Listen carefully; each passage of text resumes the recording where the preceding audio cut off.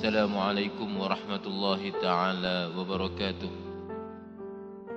إلى حضرة النبي المصطفى رسول الله صلى الله عليه وسلم وإلى كافة الأنبياء والمرسلين صلوات الله وسلامه عليهم أجمعين وعلى آله وأصحابه والتابعين وتابعيهم بإحسان إلى يوم الدين، وخصوصا إلى المؤلف العالم العلامة الشيخ عبد الصمد الفلمبني رحمه الله تعالى، وحجة الإسلام إمام الغزالي رحمه الله تعالى، وإلى مشايخنا وآبائنا. فاتحة. أعوذ بالله من الشيطان الرجيم. بسم الله الرحمن الرحيم. الحمد لله رب العالمين الرحمن الرحيم مالك يوم الدين، إياك نعبد وإياك نستعين، اهدنا الصراط المستقيم صراط الذين أنعمت عليهم غير المغضوب عليهم ولا الضالين آمين. الحمد لله والصلاة والسلام على رسول الله وعلى آله وصحبه ومن والاه. سبحانك لا علم لنا إلا ما علمتنا إنك أنت العليم الحكيم. رب اشرح لي صدري ويسر لي أمري واحلل عقدة من لساني يفقه قولي، ولا حول ولا قوة إلا بالله العلي العظيم. لا حول ولا قوة إلا بالله العلي حول ولا قوة إلا بالله العلي العظيم. أما بعد. Hadirin muslimin muslimat yang dirahmati Allah, kembali pada perbincangan kita berpandukan kitab Sayrus Sadikin ila Ibadati Rabbil Alamin, karangan Al-Alim Al-Allamah Al-Syeikh Abdul Somad Al-Falimbani rahimahullahu ta'ala, merupakan terjemahan daripada kitab Lubab Ihya Ulumuddin karangan Hujjatul Islam Imam Al-Ghazali rahimahullahu ta'ala. Perbincangan kita pada malam ni muka surat 21. Kata musannif rahimahullahu ta'ala,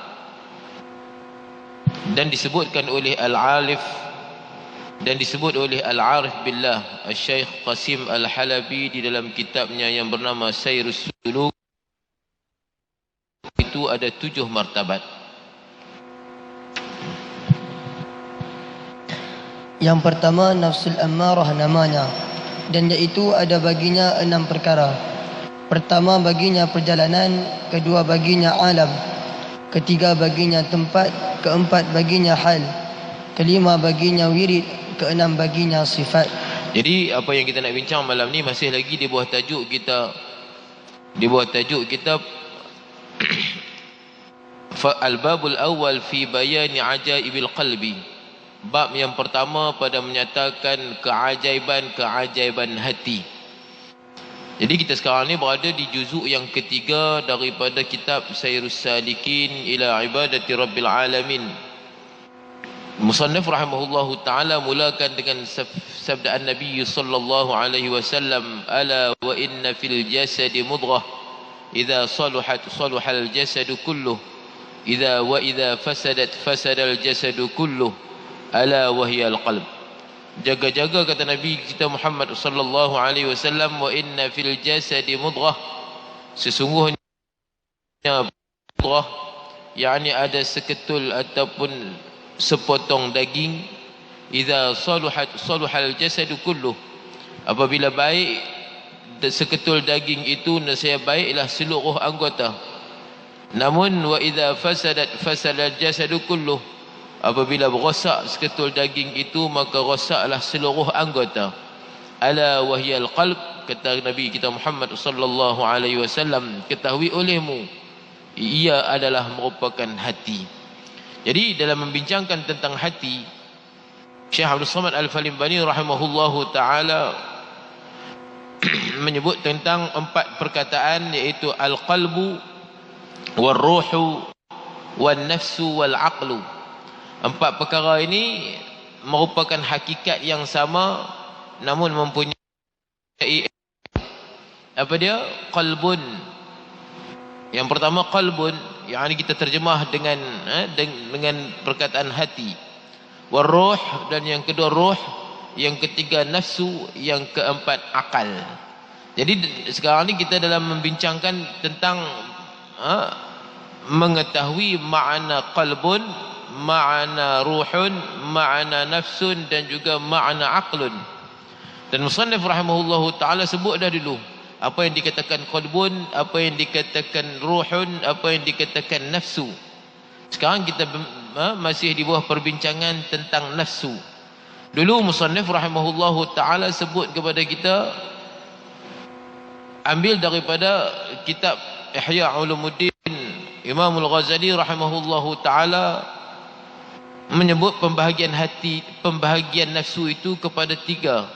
Yang pertama nafsu ammarah, yang kedua nafsu lawwamah, yang ketiga nafsul mutmainnah. Itu yang disebut oleh Hujjatul Islam Imam Al-Ghazali rahimahullahu taala dalam kitab Ihya Ulumuddin. Adapun yang disebut oleh Syekh Qasim Al-Halabi dalam kitabnya yang bernama Sayrus Suluk, beliau menyebut 7 martabat hati. Yang pertama 7 martabat nafsu. Yang pertama nafsul ammarah, nama dia. Jadi nafsu ammarah ni ada perjalanan dia, ada alam dia, ada tempat dia, ada hal dia, ada wirid dia, ada sifat-sifat dia. InsyaAllah akan disebut kepada kita satu persatu. Yang pertama kita bincang dulu tentang perjalanan nafsu ammarah. Maka perjalanannya itu ilallahi ta'ala, yakni kepada Allah Ta'ala. Dan alamnya itu alam syahadah, yakni alam ajsam. Dan halnya itu cenderung kepada kejahatan. Dan wiridnya itu syariah. Dan setengah daripada sifatnya itu jahil dan kikir dan loba dan takabur dan gemar berkata-kata akan perkataan yang sia-sia yang tiada memberi faedah di dalam akhirat. Dan banyak marah dan gemar kepada makan makanan dan hasad dan ghaflah, yakni lalai dan jahat perangai dan menyakit akan manusia dan barang sebagainya daripada segala sifat yang kejahatan. Dan seyogianya bagi orang yang salih itu bahawa membanyakkan ia akan zikrullah ta'ala, yakni membanyakkan menyebut la pada hal berdiri dan duduk dan pada hal berbaring, supaya lepas ia daripada nafsul ammarah itu hingga sampai kepada nafsul lawamah. Jadi yang pertama nafsu ammarah. Nafsu ammarah dia ada perjalanan dia. Perjalanan nafsul ammarah ni adalah ilallah. Nanti musannif rahimahullahu taala akan sebut kepada kita beberapa istilah. Yang pertama as-salik ilallah, yang kedua as-salik lillah, yang ketiga as-salik alallah, dan seterusnya as-salik billah. Itu istilah yang akan disebut oleh musannif rahimahullahu taala. Yang pertama sekarang kita sebut dulu as-salik ilallah. Apa dia as-salik ilallah? Makna dia perjalanan kepada Allah. Bila sebut perjalanan kepada, ini menunjukkan masih jauh. Kerana perjalanan kepada ni jauh lagi nak sampai. Ini kedudukan nafsul ammarah bisu. Nafsu ammarah ni perjalanan dia ilallah. Kalau ibarat perjalanan kita ke Kuala Lumpur contohnya, masih lagi belum naik highway, masih lagi duduk di jalan bawah. Itu orang panggil as-salik ila. Jadi kata musannif rahimahullahu taala, yakni perjalanan kepada Allah Subhanahu wa taala. Dan alam untuk nafsu ammarah ni, alam dia alam syahadah ataupun disebut alam ajsam. Kerana dia memberi tumpuan kepada jasad, kepada zahir, ibadat zahir ataupun kerja-kerja zahir. Masih lagi cenderung kepada kejahatan. Ini nafsu ammarah. Allah Ta'ala firman, innan nafsa la'ammaratun bisu, menghikayatkan perkataan Nabi Yusuf alaihi salam, wa ma ubarri'u nafsi innan nafsa la'ammaratun bisu. Sesungguhnya nafsu ni sangat mendesak untuk melakukan kejahatan. Ini nafsu martabat yang paling rendah, yang paling bawah. Kata musannif, dia cenderung kepada kejahatan. Dan dia mempunyai wirid. Wirid dia apa dia? Wirid dia adalah asy-syari'ah. Jadi nafsu ammarah bisu ni dia lebih dia wirid dia apa dia? Memelihara syariat. Masih lagi duk kira tentang halal haram ni. Meninggalkan sembahyang, lagi mencuri, memfitnah. Tu orang panggil nafsu ammarah bisu. Cenderung dia kepada kejahatan. Jadi untuk berdepan dengan nafsu ammarah bisu ni, wirid dia apa dia? Asy-syari'ah, kena memelihara tuntutan syariat. Yang wajib mesti buat, yang haram mesti tinggal. Kan? Itu wirid nafsu ammarah bisu. Dan setengah daripada sifatnya jahil. Ini sifat-sifat nafsu ammarah bisu pada jahil, kikir, loba, takabur, gemar berkata-kata dengan perkataan yang sia-sia. Tiada memberi faedah, yang tiada memberi, suka marah, gemar kepada makan makanan. Kemudian bersifat dengan hasad dengki, ghaflah yakni lalai, jahat perangai, suka menyakiti manusia dan barang sebagainya dari. Jadi wirid untuk nafsu ammarah ni adalah asy-syari'ah. Apa dia asy-syari'ah? Memelihara diri daripada yang haram dan usaha untuk melaksanakan kewajipan. Itu untuk nafsu ammarah ni. Dan sayugianya bagi orang yang salik bahawa membanyakkan ia akan zikrullah. Jadi salik yang mempunyai sifat an-nafsu ammarah ni ataupun disebut tadi as-salik ilallah ni, apa yang perlu dia buat? Dia kena membanyakkan zikir la ilaha illallah. Sama ada jahar ataupun sir. Apa tujuan zikir jahar? Untuk memecahkan nafsu. Sebab tu dia zikir la ilaha illallah. Masa disebut illallah tu tumpu kepada hati dia yang duduk belah kiri tu, jantung yang duduk belah kiri. Tujuan apa? Tujuan nak pecah nafsu ammarah bisu. Kemudian ada juga zikir sir. Zikir sir ni dia zikir dalam hati dia, zikir pelan orang panggil, ataupun zikir sir. Zikir ni adalah untuk menaik martabat, untuk untuk berpindah daripada maqam, daripada nafsul ammarah bisu naik kepada nafsu lawamah, yakni nafsu yang kedua. Tingkat dia tinggi daripada nafsu ammarah tadi. Kemudian kata musannif rahimahullahu taala, yang keduanya nafsul lawamah. Yang kedua nafsul lawamah namanya, maka perjalanannya itu lillahi ta'ala, yakni kerana Allah Ta'ala, dan alamnya itu alam barzakh, yakni alam misal, dan tempatnya itu di dalam hati, dan halnya mahabbatullah, yakni kasih akan ibadat yang disuruh akan dia itu oleh Allah Ta'ala. Jadi yang kedua nafsul lawamah. Nafsul lawamah dia ada perjalanan dia juga. Kalau nafsu ammarah tadi perjalanan dia ilallah, namun nafsul lawamah lillah, perjalanan dia lillah, perjalanan dia kerana Allah. Jadi kalau ibarat perjalanan dunia kita ni, tadi dia duduk jalan bawah, belum naik highway, ni dah dia masuk dah. Orang panggil banyak tol dah. Dah mula dah perjalanan dia. Perjalanan ni perjalanan yang agak lancar. Berbeza nafsu ammarah. Nafsu ammarah ni dia nak semayang tapi dia kena lawan. Dia kena lawan. Dia malas semayang, lawan juga malas nafsu ammarah dia, sehingga dia dapat melaksanakan ibadat semayang, semayang fardu, semayang yang wajib sehari semalam 5 waktu ni. Dia kena berdepan dengan ammarah dia, nafsu dia yang tak mau semayang tu, kan? Dia teringin nafsu ammarah dia mendesak dia untuk melakukan dosa. Dia kena memelihara syariat, tinggalkan benda-benda yang haram.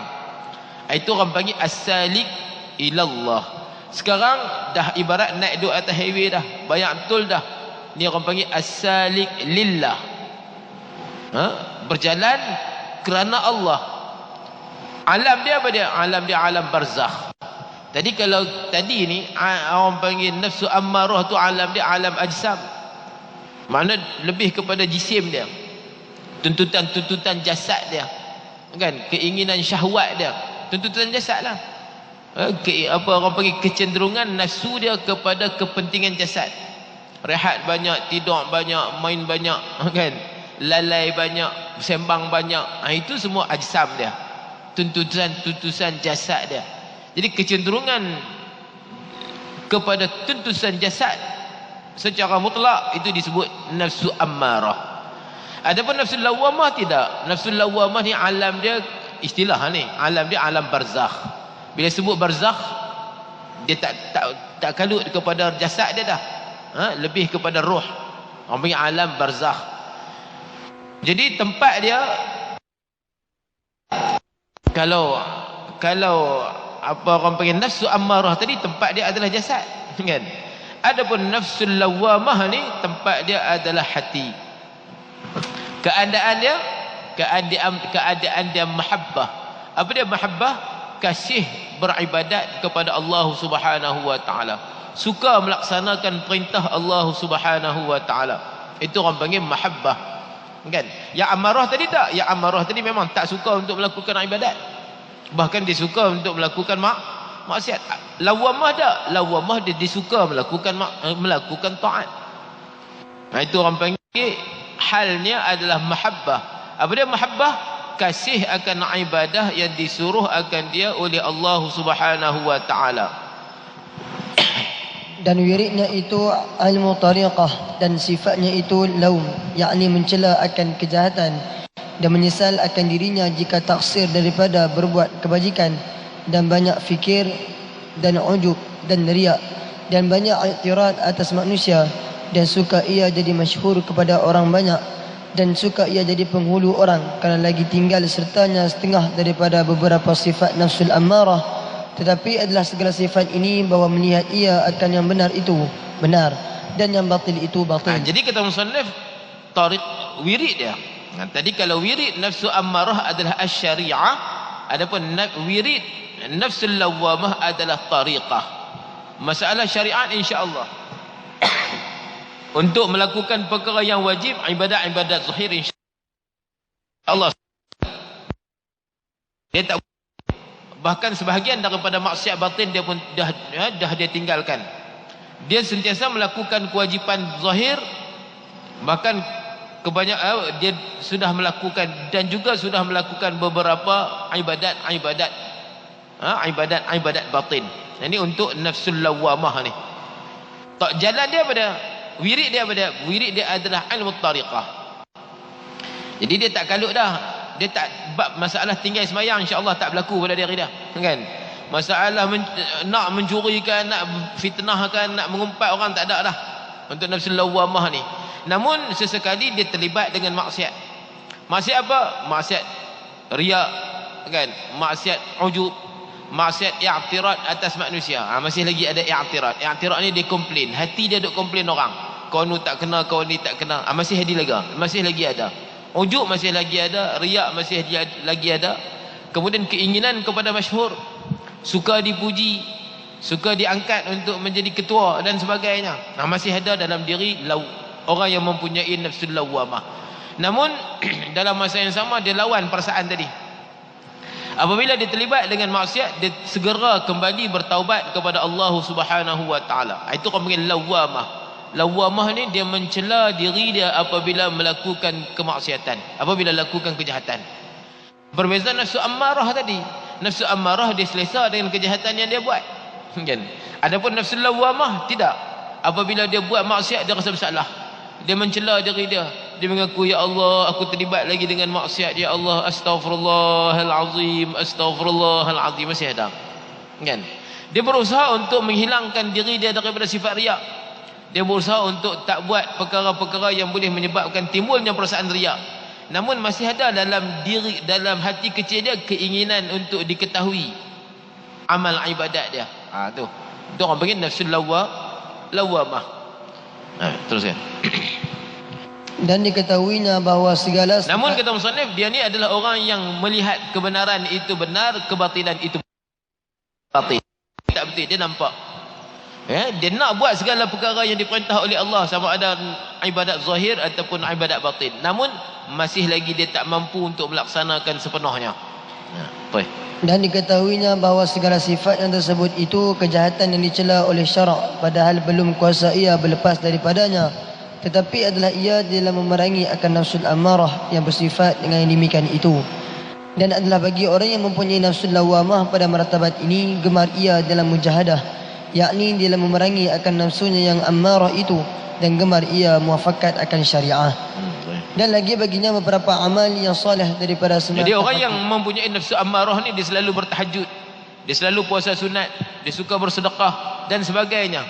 Tetapi masih lagi terselit di hati itu sifat riak yang khafi. Gemar ia di dalam hatinya bahawa dilihat oleh manusia dalam ibadat dia. Suka orang tengok dia buat baik, padahal tiada dilihatkan akan ibadatnya. Dia menyembunyikan ibadat dia, kebaikan dia. Namun dia suka kalau orang tahu kebaikan dia. Itu orang panggil nafsul lawamah. Dan tiada dizahirkannya kepada manusia. Dan tiada beramal ia kerana manusia. Dan amalnya itu kerana Allah. Kerana Allah juga. Tetapi bergerak-gerak dalam hatinya, suka ia dipuji oleh manusia daripada pihak amalnya. Padahal dilawannya akan yang demikian itu, tetapi tiada kuasa ia menghilangkan ia daripada hatinya sekali-kali. Kerana jika hilang sekali-kali riaknya dan ujubnya daripada hatinya, nescaya sampai kepada martabat nafsul mulhamah. Jadi masih lagi ada riak dan ujub. Apa dia riak? Riak ni dia buat sesuatu untuk diketahui oleh orang, untuk diperhatikan oleh orang lain. Itu ada lagi tersemat dalam diri dia perasaan riak. Ujub, apa dia ujub? Ujub ni dia melihat seluruh kebaikan yang dia buat adalah hasil daripada usaha usaha dia, kan? Hasil daripada mujahadah dia. Itu orang panggil ujub. Lawan daripada riak, ikhlas. Ikhlas ni buat semata-mata kerana Allah Subhanahu wa taala. Lawan bagi ujub, zikrul minnah. Apa dia zikrul minnah? Ingat pemberian Allah Subhanahu wa taala. Dia boleh main masjid contohnya. Dia boleh duduk dalam majlis ilmu pada malam ni contohnya. Dia pandang, kenapa aku boleh duduk dalam majlis ilmu? Oh, kerana aku ada kelapangan, kan? Ataupun kerana aku dekat dengan masjid, ataupun kerana aku sihat, ataupun kerana aku ni apa dia? Tak ada kerja lain. Contohnya. Itu orang panggil ujub. Macam mana nak berdepan dengan sifat ujub? Zikrul minnah. Ingat bahawasanya segala kebaikan yang dia buat itu adalah taufik Allah. Bukan sebab dia duduk dekat dengan masjid. Ramai yang duduk dekat dengan masjid tak sampai, kan? Bukan sebab dia sihat, ramai yang sihat tak sampai. Bukan sebab dia orang panggil ada waktu lapang. Ramai yang ada kelapangan tapi tak sampai ke rumah Allah Subhanahu wa taala.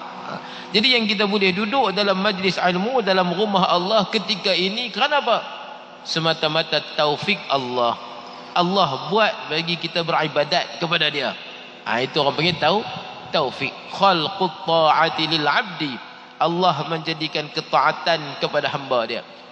Innallaha ja'ala al-khaira wasyarra fatuba liman ja'ala lahul khair.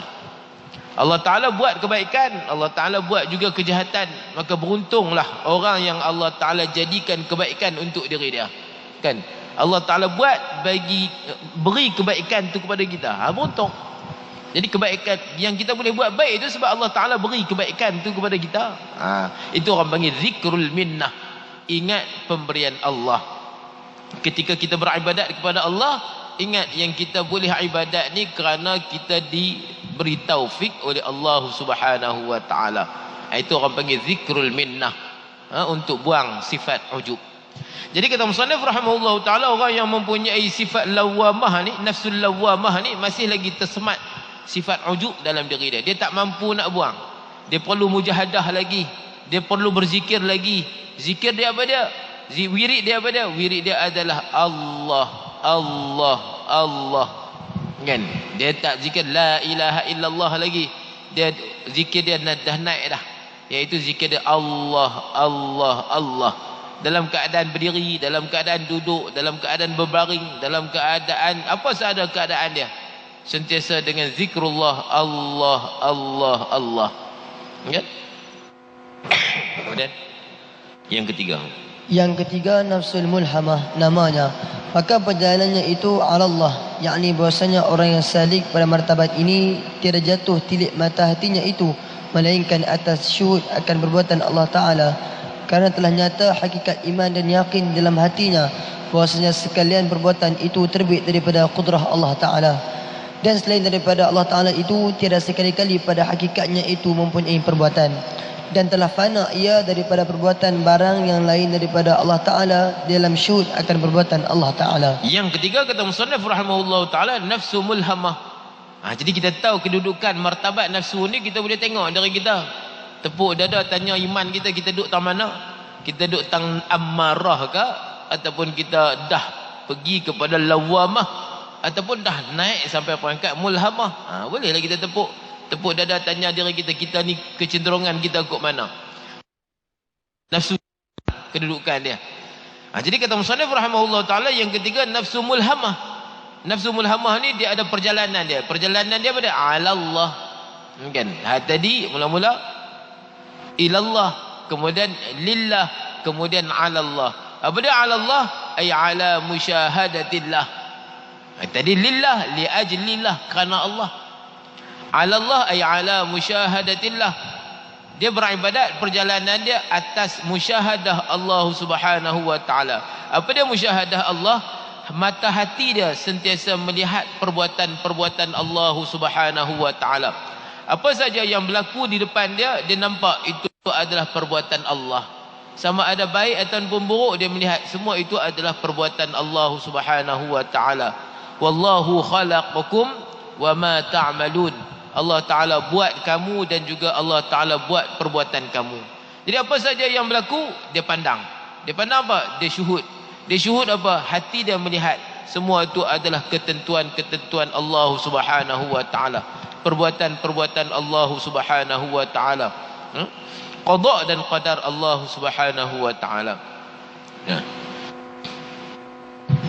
Dan murad dengan fana pada martabat ini, yakni nafsul mulhamah, iaitu luput daripada perasaannya dan daripada perbuatannya dan daripada segala panca inderanya, yakni ghaib ia daripada pendapatannya di dalam syuhud akan Allah Ta'ala dan syuhud akan segala perbuatan Allah Ta'ala. Ini disebut oleh musannaf, disebut dalam istilah tasawuf sebagai apa? Fana.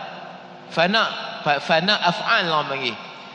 Dia fana perbuatan dia, nyata perbuatan Allah. Fana ni makna apa? Fana ni makna binasa. Binasa perbuatan dia, nyata perbuatan Allah, kan? Oh, contohnya tindakan perbuatan kamu, perbuatan seseorang itu perbuatan baik, ataupun dia itu ahli ibadah. Kita tengok dia, masya Allah, rajinnya ibadat, rajinnya semayang, rajinnya puasa. Kita pandang semua perbuatan itu datang daripada Allah Subhanahu wa taala, kan? Segala perbuatan lah, segala perbuatan dia pandang semua itu datang daripada Allah Subhanahu wa taala. Ketika dia melaksanakan sembahyang, dia pandang sembahyang ini datang daripada Allah. Itu orang panggil fana. Dia tak nampak dia sembahyang, dia nampak Allah yang jadikan dia sembahyang. Kan? Hilang perbuatan dia, nyata perbuatan Allah. Ketika dia buka kitab untuk baca kitab, dia nampak Allah Taala yang jadikan dia baca kitab ni. Dia tak nampak aku rajin baca kitab dah, kan? Macam tu juga ketika dia mengaji, dia duduk mengaji, dia tak rasa yang aku ni rajin mengaji apa semua dah. Dia tak nampak yang kerajinan dia menuntut ilmu dah. Dia nampak apa? Allah Ta'ala yang buat bagi dia rajin mengaji ni. Gitu. Tu orang panggil apa? Fana perbuatan dia, nyata perbuatan Allah. Seperti mana kita baca firman Allah Ta'ala tadi, wallahu khalaqakum wa ma ta'malun. Allah Ta'ala buat kamu, kita pun Allah Ta'ala buat, wa ma ta'malun, dan perbuatan kita pun Allah Subhanahu wa taala buat. Itu orang panggil apa? Fana fil af'al. Hilang, ghaib, binasa perbuatan dia, nyata hanya perbuatan Allah Subhanahu wa taala.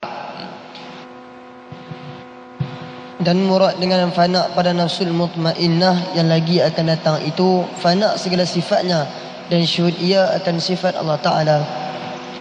Dan murad dengan fana pada martabat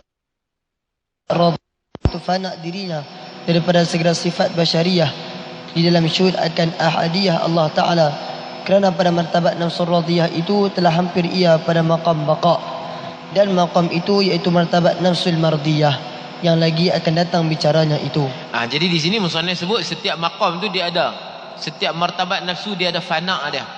Fana nafsu tadi, fana nafsul mulhamah, kemudian fana nafsu radiyah, kemudian fana nafsu mutmainnah, kemudian fana nafsu radiyah, kemudian barulah baqa nafsu mardiyah.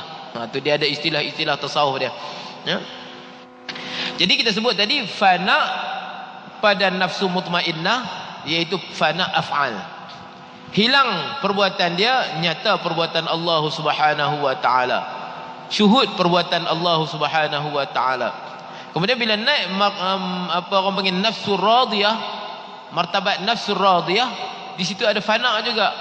Yang disebut sebagai fana apa? Fana segala sifatnya, syuhud akan sifat Allah. Dia tengok Masya Allah kawan tu pemurahnya. Pemurah tu sifat siapa? Pemurah tu sifat Allah. Hilang pemurah seseorang, hilang pemurah makhluk, nyata pemurah Allah Subhanahu wa taala. Masya Allah, dia rajinnya menderma, kan? Kita sebut Ustaz Abi Liu, kan? Dia rajin menderma dan suka menderma, dan rajin tak kisah bab menderma, tak fikir, menderma sungguh. Masya Allah, pemurahnya dia. Itu ketika dia melihat pemurahnya seseorang, nyata sifat pemurah Allah Subhanahu wa taala. Itu maksud dia. Orang panggil apa di sini? Fana af'al. Apa dia fana sifat? Apa dia maksud fana sifat? Hilang segala sifat-sifat makhluk, nyata sifat-sifat Allah Subhanahu wa taala. Kan? Tengok pemurah, tengok baik kawan tu, kan? Tengok kawan tu Masya Allah penyabarnya dia, maka nyatalah sifat halim Allah Subhanahu wa taala. Kan? Tengok kawan tu Masya Allah pemaafnya dia, maka ketika tu hilang pandangan dia terhadap sifat pemaaf makhluk, tapi dia melihat sifat pemaafnya Allah Subhanahu wa taala, sifat ghafur Allah, sifat rahim Allah. Kan? Kita tengok Masya Allah kawan tu simpatinya, kan? Mempunyai sifat simpati, mempunyai sifat kasih. Sifat tu main daripada mana? Allah Ta'ala yang campak sifat tu. Jadi segala sifat-sifat yang dia lihat, di sana nyata sifat Allah Subhanahu wa ta'ala. Kalau sifat tu berbentuk kecantikan, keelokan, nyata sifat jamal Allah, sifat indah Allah, sifat pemurah Allah, sifat kasih Allah Subhanahu wa ta'ala, sifat latif Allah Subhanahu wa ta'ala. Bila berlaku pada dia sifat-sifat yang berbentuk bengis, yang berbentuk yang berbentuk orang panggil sifat-sifat yang qahar, maka ketika itu kamal Allah Subhanahu wa ta'ala, sifat kesempurnaan Allah Subhanahu wa ta'ala. Ini orang panggil fana pada segala sifat, syuhud akan segala sifat Allah Subhanahu wa ta'ala. Ini dalam kedudukan martabat martabat nafsu mutmainnah. Kemudian yang ketiga, fana martabat radiyah. Apa dia fana martabat radiyah? Hilang segala kewujudan makhluk, nyata kewujudan Allah. Jadi segala kewujudan yang dia lihat bukit, dia lihat langit, dia lihat matahari, dia lihat daratan, dia lihat lautan. Segala apa yang dia lihat, ketika itu hilang segala maujud, nyata wujud Allah semata. Kan? Dia tengok kewujudan alam, dia tak nampak kewujudan alam, dia nampak apa? Dia nampak kewujudan Allah. Itu orang panggil apa? Syuhud fi zat, ataupun fana diri orang panggil. Kan? Di sini musannif sebut fana dirinya daripada sifat basyariyah di dalam syuhud akan ahadiyah Allah Subhanahu wa taala. Mana apa saja yang dilihat Allah, kan? Mana apa? Nyata kewujudan Allah di situ. Biasalah, bukan dia nampak Allah dengan mata dia. Laisa kamitslihi syai'un, Allah Taala tak serupa sesuatu. Mana dia mengingati Allah dengan hati dia. Itu maksud dia. Kan? Dia duduk tepi pantai, dia tengok Masya Allah terbentangnya laut di depan dia. Ketika itu apa yang keluar daripada mulut dia? Allah. Kan? Kenapa terkeluar daripada mulut dia Allah? Kerana hati dia syuhud kewujudan Allah. Perhati kewujudan Allah. Dia tak nampak wujud. Memanglah mata zahir dia nampak laut depan dia, pandang kepada pencipta laut tu. Itu orang panggil syuhud apa? Syuhud sifat basyariyah, nyata sifat ahadiyah Allah Subhanahu wa ta'ala. Ni cerita zauqi, cerita rasa. Man lam yazuq lam yadri. Siapa yang tak rasa, dia tak tahu. Cerita rasa ni bukan boleh cerita panjang-panjang, kan? Sebab benda rasa boleh sebut je lah, tapi yang rasa tahu. Saya pun sekadar cerita apa yang musannif tulis dalam kitab ni, kan? Untuk guru kita hurai macam tu, kita pun hurai macam tu lah. Habis. Kemudian barulah setelah fana barulah dia naik maqam baqa. naik maqam, naik martabat nafsu mardiyah, di situ orang panggil baqa, maqam baqa, kan? Baqa ma'allah. Teruskan. Dan alamnya. Dan alamnya itu alam arwah, dan tempatnya itu di dalam ruh, dan halnya itu asyik akan Allah Ta'ala, dan wirid itu ma'rifah akan Allah Ta'ala. Ini orang panggil maqam mutmainnah tadi. Martabat nafsu mutmainnah. Alam dia pada alam arwah. Kalau sebelum tu alam ajsam. Kemudian seterusnya alam barzakh. Yang seterusnya alam arwah. Apa dia maksud alam arwah? Hal keadaan asyik akan Allah Subhanahu wa taala. Tempat dia alam arwah, keadaan dia asyik akan Allah Subhanahu wa taala. Dia beribadat kepada Allah dalam keadaan asyik. Asyik ni dia lebih daripada cinta, kan? Hak tadi beribadat kepada Allah dalam keadaan cinta, dalam keadaan suka. Hak ni beribadat kepada Allah Ta'ala dalam keadaan asyik, dalam keadaan rindu. Dan wirid dia apa dia? Wirid dia ma'rifatullah. Wirid dia ma'rifah. Kalau yang pertama tadi wirid dia syariat, dia kena duk jaga syariat. Wirid yang kedua apa dia? Hakik tariqat, dia kena memelihara tariqat. Wirid yang kedua ma'rifah. Kan? Ma'rifah ni dia buat dalam keadaan kenal. Sebab apa? Dia buat dalam keadaan rindu. Sebab apa rindu? Sebab dia kenal, kan? Sebab apa rindu? Sebab dia cinta. Sebab apa dia cinta? Sebab dia kenal. Ma'rifah akan Allah Subhanahu wa taala. Ini orang panggil dia ibadat dia gitu. Hak yang tadi dia beribadat dalam keadaan seronok. Tahajud dia, sembahyang dia, puasa sunat dia, banyak ibadat yang dia buat. Kerana apa? Kerana dia seronok. Hak ni tak. Walaupun ibadat dia 2 rakaat dia contoh. Dia buat 2 rakaat je, tapi buat 2 rakaat dalam keadaan asyik, kan? Takbir Allahu Akbar. Dalam keadaan asyik. Orang yang pernah bercinta tahu macam mana asyiknya cinta tu, kan? Walaupun jumpa sekali. Hak ni dak. Hak tadi ni yang pertama dia suka jumpa, kejap-kejap nak jumpa. Hak asyik ni dak, dia jumpa sekali tak apa, tapi dia jumpa dengan penuh keasyikan. Teruskan. Dan sifatnya itu as-sakha, yakni murah hati, dan qanaah, yakni tiada loba, dan ilmun, yakni ilmuddin, dan tawadhu', yakni merendahkan diri, dan sabar, dan hilim, yakni tidak lekas marah, dan tahmilul adha, yakni menanggung akan kesakitan. Sifat orang yang mempunyai nafsul lawamah ni, nafsul mutmainnah ni apa dia? Iaitu pertama murah hati, qanaah ni tak loba. Kemudian ilmu, dia mempunyai ilmuddin, ilmu agama. Kemudian tawadhu', sifat dia rendah diri. Sabar, halim makna dia tak lekas marah.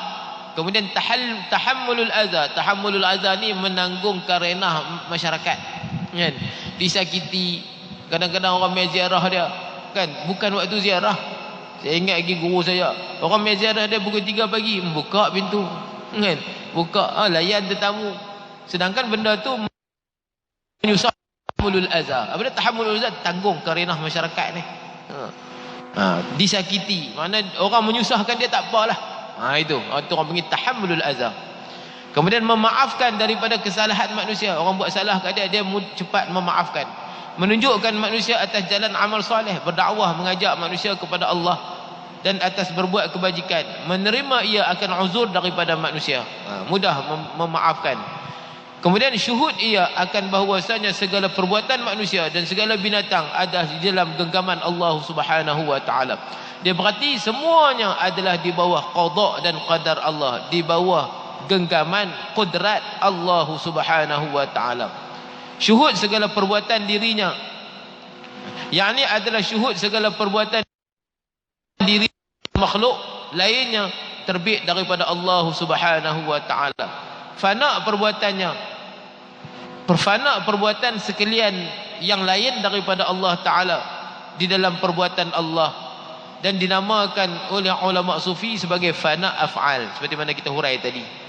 Dan tiada tinggal baginya i'tirad.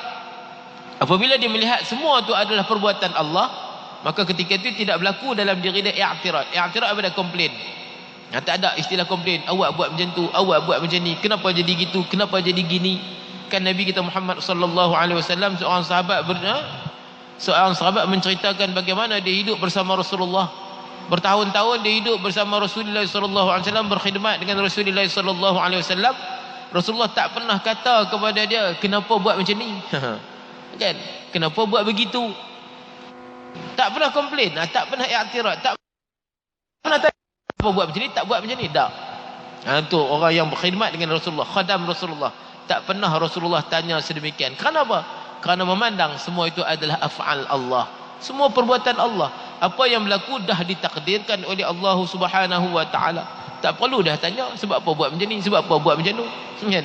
Yang jadi itu adalah ketentuan Allah lah. Oleh kerana syuhud af'al itu terlalu tinggi, maka ketika itu tidak ada istilah i'tirad. Tidak ada istilah komplain. Tidak ada istilah apa lagi lain daripada komplain.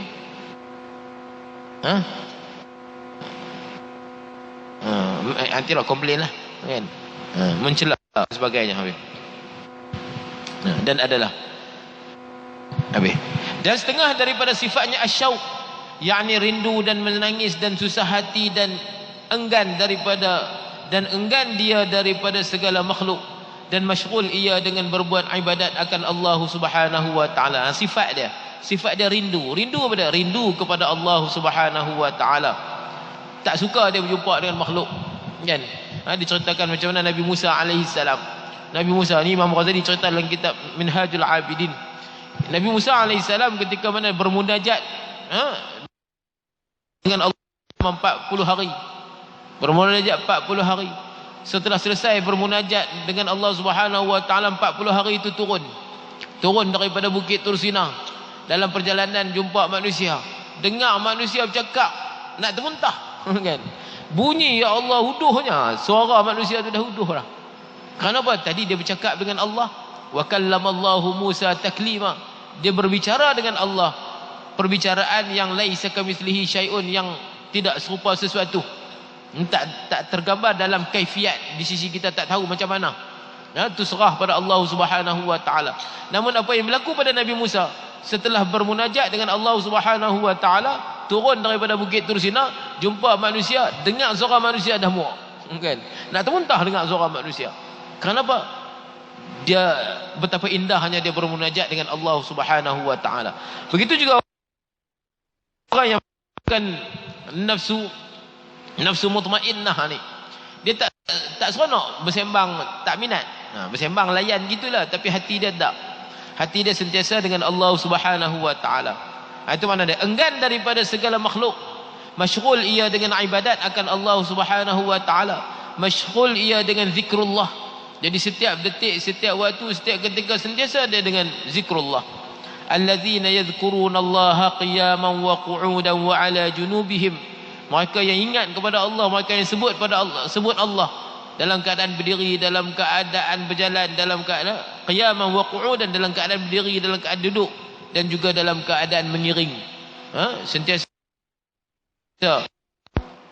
Dan sangat gemar ia akan Allah Subhanahu wa taala. Sangat rindu pada Allah dan barang sebagainya, seperti yang sebut dalam kitab Sayrus Suluk. Dan sayugia bagi orang yang telah sampai kepada martabat ini bahawa ia membanyakkan zikir hu. Kan? Dan terkadang disebutkan dengan nafi dan isbat, iaitu lahu illahu, dengan mat la dan waw. Lahu illahu. Kan? Itu maksud dia. Seperti membanyakkan ia zikir itu kerana serta membanyakkan ia zikir itu kerana tiada memberi bekas zikir Allah itu, melainkan dengan membanyakkan zikir yang jahar, serta dengan kuat, dan membanyakkan zikir khafi, supaya sampai ia kepada martabat nafsul mutmainnah. Ini nafsu apa ni? Nafsu mulhamah kan? Kita silap. Yang kita dah bincang ni nafsu mulhamah. Jadi nafsu mulhamah ni zikir dia. Zikir dia hu. Apa dia hu? Dia. Kan? Dia tak sebut dah la ilaha illallah. Dia tak sebut Allah dah. Dia sebut apa? Hu. Banyak dia dengan hu. Apa dia hu? Dia. Kenapa mulut dia sebut dia? Kerana hati dia sentiasa mengingat Allah. Dia tu rujuk kepada siapa? Dia tu rujuk kepada Allah. Kan? Dia tak ada sebut apa tu? Dia punya. Tu siapa dia buat tu? Dia buat. Tu siapa yang awak mai tu? Dia awak mai. Jadi sebab apa yang asyik duk dia? Kerana hati dia asyik.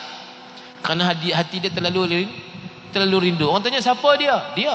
Orang tak mahu habaq nama. Kan? Itu. Tu perumpamaan dia. Jadi gitu dia. Dia sebut la ataupun dia zikir lahu illahu. Apa dia maksud lahu illahu? Tiadalah dia melainkan dia. Apa dia sebut tiadalah dia melainkan dia? Tiadalah dia, yakni Allah, melainkan dia, melainkan Allah. Itu maksudnya. Habis. Dan sayugia dihadirkan di dalam hati pada ketika zikir hu itu akan semata-mata wujud Allah yang mutlak, seolah-olah ia melihat akan dengan mata hatinya akan Allah yang tiada baginya warna dan tiada baginya tempat dan tiada baginya jisim dan tiada baginya misal dan sesuatu yang pada sesuatu yang baru ini. Dan sayugia dihadirkan dalam hatinya pada ketika berzikir lahu illahu, tiada yang maujud hanya Allah Ta'ala, yakni dinafikan segala yang lain daripada Allah Ta'ala itu pada hatimu dan diisbatkan semata-mata wujud Allah Subhanahu wa Ta'ala jua. Ketika dia sebut hu rojak pada siapa? Rojak pada Allah. Ketika disebut lahu illahu, makna tiada yang maujud, yang wujud pada hakikat melainkan Allah semata. Jadi hati dia tak ada selain daripada Allah, aghyar. Apa dia aghyar? Selain daripada Allah tak terlintahlah hati dia. Jadi duk dia Allah kan, ataupun dia hu tu keadaan dia. Mulut dia hu, hati dia Allah. Habis. Jadi apa yang disebut ni itu perjalanan para waliullah. Kita baca apa yang ditulis oleh mereka. Kemudian yang keempat, nafsul mutmainnah. Jadi kita dah lalu 3 nafsu. Yang pertama nafsu ammarah, yang kedua nafsu mulhamah, yang ketiga nafsul lawwamah, yang ketiga nafsul mulhamah, yang keempat insya-Allah pada pertemuan akan datang nafsul mutmainnah. Jadi tadi saya silap kan, saya dah sebut nafsu mutmainnah, sedangkan perbincangan kita tadi adalah nafsu mulhamah. Nafsu mutmainnah insya-Allah pada pertemuan akan datang. Wallahu subhanahu wa ta'ala a'lam.